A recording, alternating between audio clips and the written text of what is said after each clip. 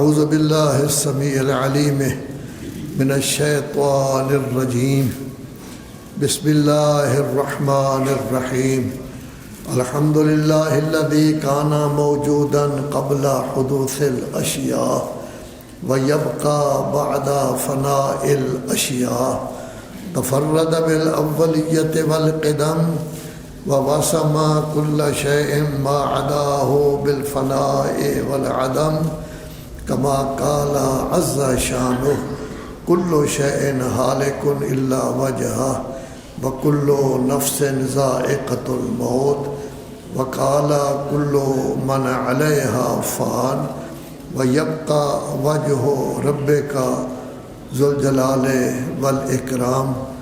خالق کائنات کا ہم سب پر احسان کہ اس نے ہمیں پیدا کیا، موجود بنایا، عقل جیسی نعمت سے نوازا، علم حاصل کرنے کی، کمال تک پہنچنے کی ہمیں قوت عطا کی، اور پھر حقیقی ایمان کی دولت سے ہمیں مالا مال کیا. یہ مہینہ جس کو ماہ رمضان المبارک کہتے ہیں، اللہ تبارک و تعالیٰ کا مہینہ ہے. شعبان رسول اعظم صلی اللہ علیہ وسلم کا مہینہ تھا. رجب مولائے کائنات امیر المومنین علی بن ابی طالب کا مہینہ تھا. یہ مہینہ اللہ نے اپنی طرف منسوب کیا ہے اور فرمایا ہے الصوم لی وانا اجازی بہ، روزہ میرے لیے ہے اور میں ہی جو ہے اس کی جزا دوں گا. تو اس کی جزا تمام عبادات سے انسان کو زیادہ ملے گی. روزہ ہی ایک ایسی عبادت ہے کہ انسان اکیلا بھی ہو تب بھی کوئی چیز کھاتا پیتا نہیں. حالانکہ اکیلا کھاتا پیتا رہے تو کوئی لوگوں کو تو پتہ نہیں چلتا کہ کھایا ہے پیا ہے یا کچھ کیا ہے یا نہیں. تو اللہ تبارک و تعالیٰ نے روزے کا حکم دے کر ہمارا درجہ بلند کیا ہے. اس ماہ مبارک کو اپنا مہینہ قرار دیا ہے، اور شریعت بھی یہی کہتی ہے کہ خالی رمضان نہ کہا کرو. رمضان بھی ٹھیک نہیں ہے، لفظ ہے رمضان. رمضان باقاعدہ کہا کرو. بہت پرانا واقعہ ہے کہ استاد العلماء تشریف لائے ہوئے تھے لاہور میں، آج سے یعنی 35-40 سال پہلے. تو ایک مولانا صاحب سے انہوں نے نام پوچھا، بہت بڑے عالم دین تھے. تو انہوں نے اپنا نام بتایا، محمد رمضان غفاری. تو انہوں نے یہ نہیں کہا آپ غلط کہہ رہے ہیں، انہوں نے پڑھا شہر رمضان. گویا سمجھایا کہ قرآن مجید میں رمضان نہیں رمضان ہے. اور غفاری کے بارے میں کہا ابو ذر غفاری. ہم سب غفاری کہتے ہیں، ہم بھی کہتے ہیں، آپ بھی کہتے ہیں. لفظ یہ ہے. یہ اصل ہوتا ہے کہ انسان جو لفظ بولے وہ صحیح بولے. آج کل آپ کو کوئی عالم نہیں بتائے گا، وہ کہتے ہیں چھوڑو جی خام خواہ کس طرح پھڈا ڈالتے ہو. کیونکہ کوئی مسئلہ بھی بتایا جائے تو ہمارے مومنین ماشاءاللہ نجف شرف یا قوم سے پڑھے ہوئے علماء سے زیادہ چونکہ پڑھے لکھے ہوتے ہیں، ان کا دل چاہے تو بات مانتے ہیں، وگرنہ اشکال بھی کرتے رہتے ہیں اور تبدیلیوں کی بھی کوشش کرتے ہیں.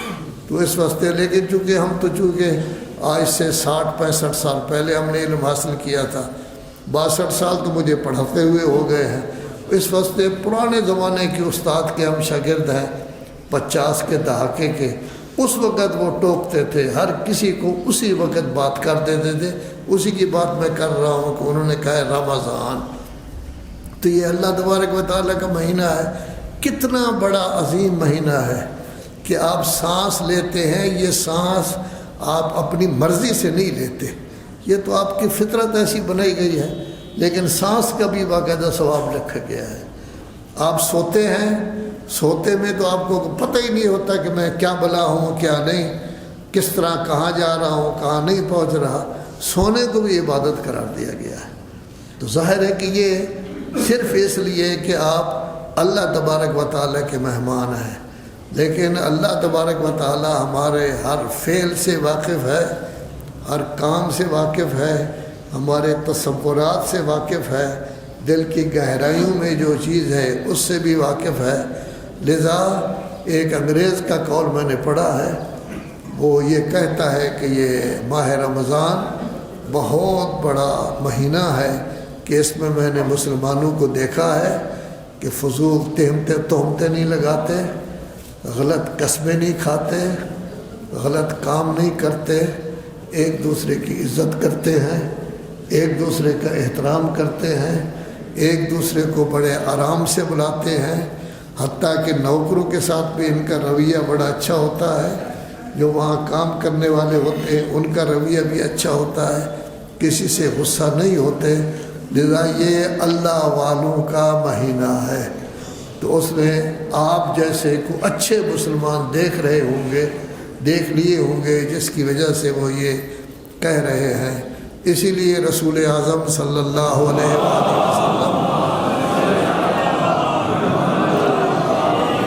ماہ رمضان سے پہلے جو جمعہ ہوتا تھا اس میں باقاعدہ ماہ رمضان کی آمد کا ذکر کرتے، اور یہ ماہ رمضان کی آمد ہمارے لیے مبارک ہے، بابرکت ہے، خوشی منانی چاہیے، ایک دوسرے کو باقاعدہ مبارکباد کہنا چاہیے کہ اللہ کا مہینہ آ گیا ہے جس میں ہم اللہ کے مہمان ہیں۔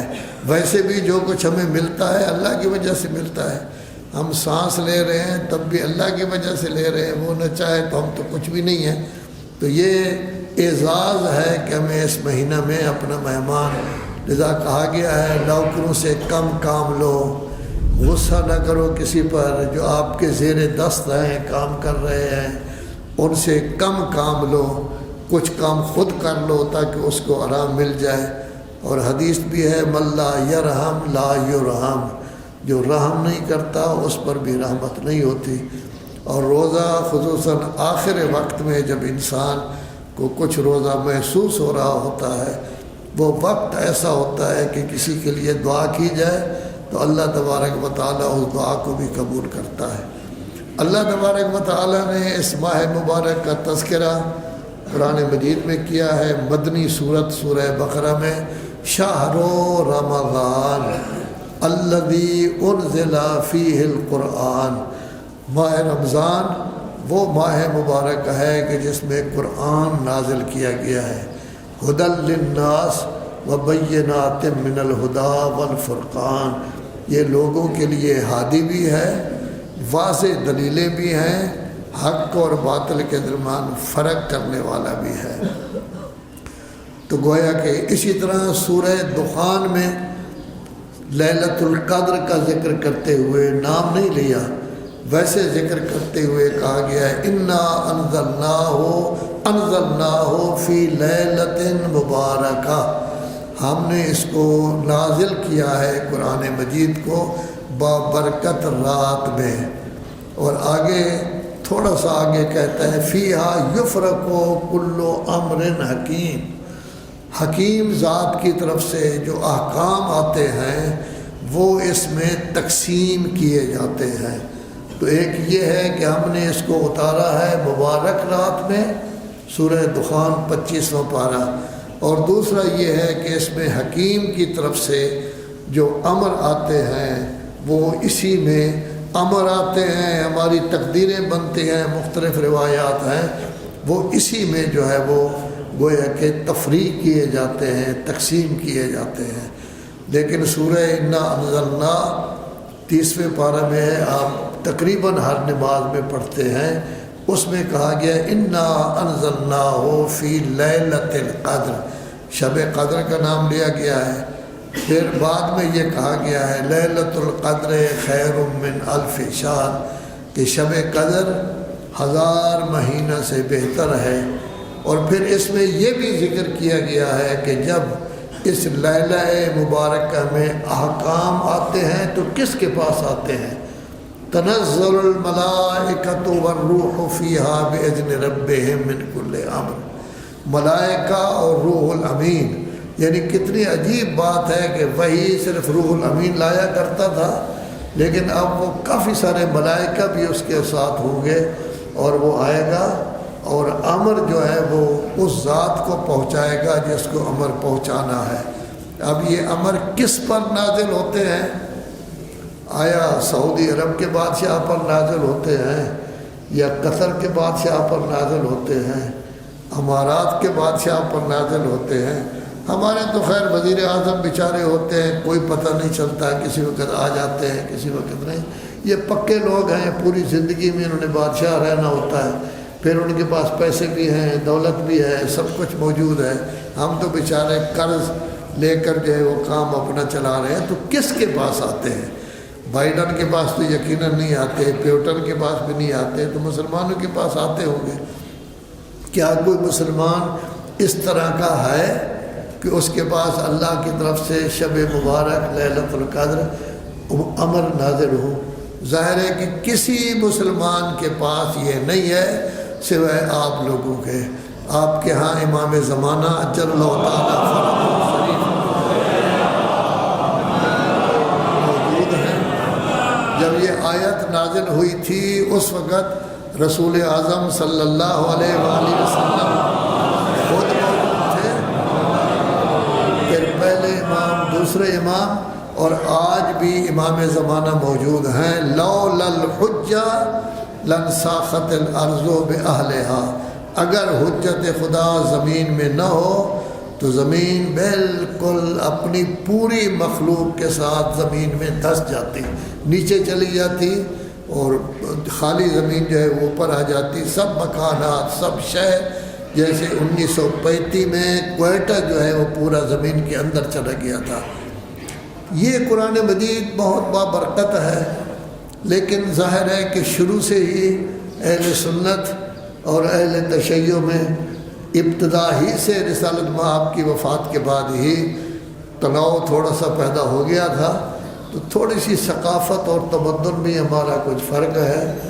جہاں تک اہل سنت کا تعلق ہے وہ کہتے ہیں قرآن کریم، اور یہ قرآن مجید میں بھی ہے، انہو لقرآن کریم فی کتاب مکنون لا یمسہ الا المطہرون، کہ یہ قرآن کریم ایک کتاب ہے محفوظ جس کو صرف پاک و پاکیزہ اللہ کی طرف سے پاکیزہ کیا ہوا لوگ ہی مس کر سکتے ہیں اور سمجھ سکتے ہیں۔ خالی مس کرنا نہیں بلکہ اس کی گہرائیوں تک پہنچنا، اس کو سمجھنا۔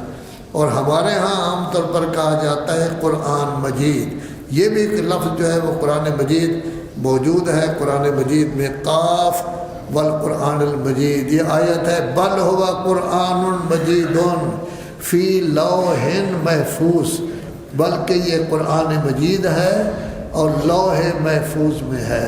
لوح محفوظ سے یعنی کتنا اللہ تبارک و تعالی نے قرآن مجید کا انتظام کیا کہ سب سے پہلے اس کو لوح محفوظ میں رکھا، پھر جو جبرائیل لا رہا ہے اس کو امین بھی کہا گیا کہ امانت میں خیانت نہیں کرتا، قوی بھی کہا گیا۔ یہ بھی قرآن مجید کی آیت ہے سورہ تکویر کی کہ وہ قوی بھی ہے، امین بھی ہے، اس کو روح الامین بھی کہا گیا ہے، فرشتوں کا سربراہ بھی ہے، اس کی ڈیوٹی لگائی گئی، تو وہ قرآن مجید لے آ رہا ہے۔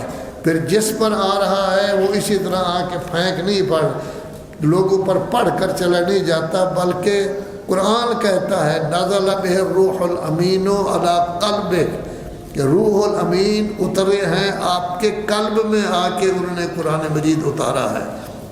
لیکن یہ قلب، یہ دل اتنا ہائی قسم کا تھا کہ اس میں جو چیز بھی نازل ہوئی ہے، جو اس قلب کے جو ہے ہم مزاج ہیں، معصوم شخصیتیں، ان کے دلوں تک بھی اس کا اثر پہنچا ہے، اور یہ علم رسول اللہ کے علاوہ ان کے قلوب مبارک میں بھی موجود ہے۔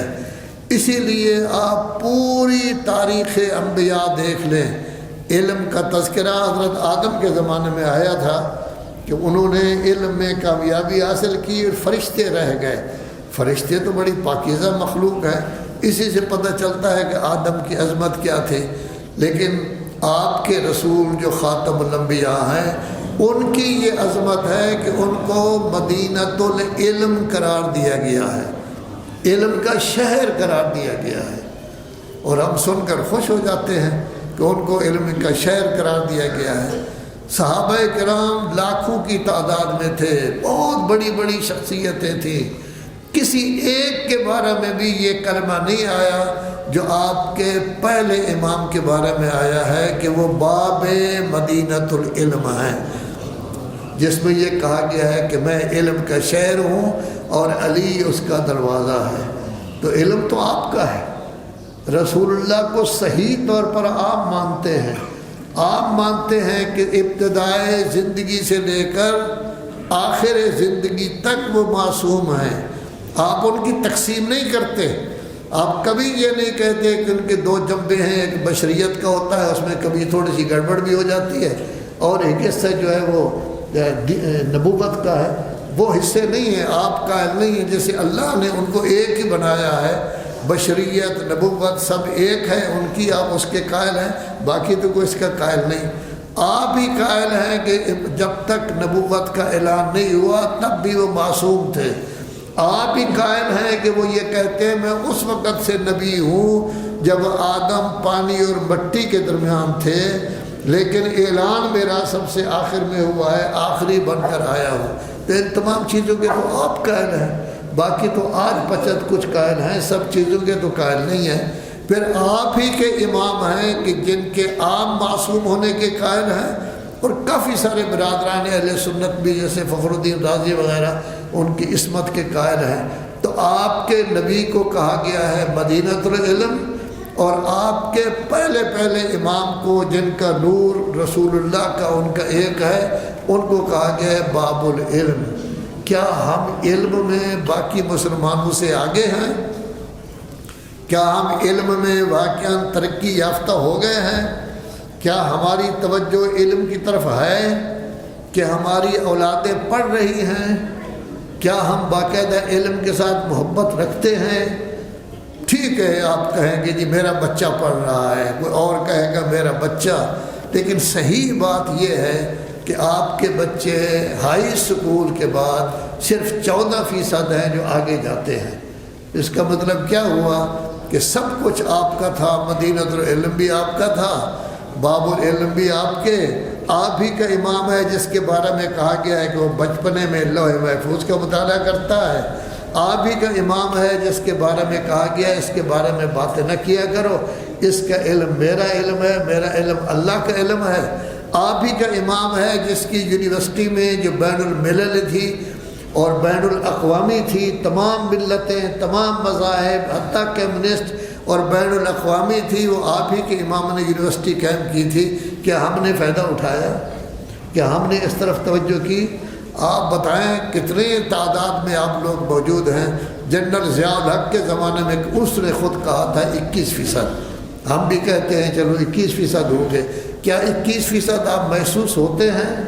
کیا کالجوں میں آپ کی تعداد اتنی ہے کہ آپ کو 5واں حصہ قرار دیا جا سکے؟ یونیورسٹیوں میں آپ کی تعداد اتنی ہے کہ 5واں حصہ قرار دیا کریں؟ منفی سوچ ہم میں موجود، او جی شیعہ سمجھ کے ہمیں نوکری نہیں دیتے، شیعہ سمجھ کے داخلہ نہیں ہوتا، تو اہل سنت کے بھی داخلے نہیں ہوتے۔ اہل سنت بھی چیخ رہے ہیں، چلا رہے ہیں، ہزاروں کی تعداد میں ڈگریاں لیے پھرتے ہیں، نوکری تو ملتی یا پیسے پر یا سفارش پر۔ تو پاکستان میں تو یہی ہے، کسی کو خالی نوکری اس لیے نہیں ملتی کہ وہ حق رکھتا ہے، جو پیسہ خرچ کرے گا یا جس کی سفارش بھی ہوگی پیسہ بھی خرچ کرے گا، دونوں تب جا کے نوکری ملتی ہے، وغیرہ ملتی نہیں۔ تو کیا آپ کے بچے ترقی یافتہ ہیں؟ کیا آپ نے خود ہائی اسکول کتنے آپ نے بنائے ہیں پورے ملک میں؟ مدارس دینیہ کو چلو چھوڑیں، چونکہ یہ تو ایک قسم کے علیحدہ ہیں، اور بعض اوقات ایسا ہوتا ہے کہ مولوی جتنا بڑا بھی کیوں نہ ہو آپ اس کی بات بھی ماننے کے لیے تیار نہیں ہوتے۔ آپ کہتے ہیں میں بہت پڑھا لکھا ہوں، میں ڈاکٹر ہوں، میں فلاں ہوں، میں فلاں ہوں، لذا آپ اس طرح کہتے ہیں۔ تو ظاہر ہے، تو آپ نے کتنے ہائی اسکول بنائے ہیں پورے ملک میں؟ کتنے کالج آپ کے بنے ہوئے ہیں؟ کتنی یونیورسٹیاں آپ کی بنی ہوئی ہیں؟ خدا بھلا کرے، خدا بھلا کرے ایوب خان کا۔ ایوب خان جانتے ہو نا، ڈکٹیٹر تھا، اچھی بات نہیں ہے اس کا حکومت پر قبضہ کرنا، لیکن جب اس نے اسلام آباد بنایا تو اس نے چاروں مذاہب کو 47 کنال زمین دی، چاروں مذاہب کو، اور پیسے کتنے تھے؟ 1,70,000، 47 کنال کی قیمت، اور بڑی اچھی اچھی جگہ پر زمین دی گئی ہے، مرکز اسلام آباد میں 1,70,000۔ آپ کی قوم وہ پیسے ادا نہیں کر سکی تھی۔ مولانا صفدر حسین صاحب اور ہم لوگ، آغا علی موسوی صاحب بھی تھے، ملتان کے علماء، وہاں گئے کوثر نیازی کو ملنے، لیکن کوثر نیازی 4-5 دن میں نہ مل سکا۔ میں نے جمعہ پڑھانا تھا مغل پورہ میں آ گیا، بعد میں اس کا پی اے ملا تھا۔ تو بہرحال یہ حالت تھی اس وقت علماء کی۔ اب جو حالت بنی ہے آپ کی بہتر، یہ جمہوری اسلامی ایران کی وجہ سے بنی ہے، وہاں سے آپ کو عزت ملی ہے، علماء کو بھی عزت ملی ہے۔ اب بڑے بڑے زمیندار 100 مربے کے مالک، وہ ڈی پی ایس میں بچہ داخل کرانا ہو تو ہمارے پاس آتے ہیں، نہیں بچہ داخل کرا دے۔ پہلے نہیں ہوتا تھا، پہلے ہم جاتے تھے، کبھی ہم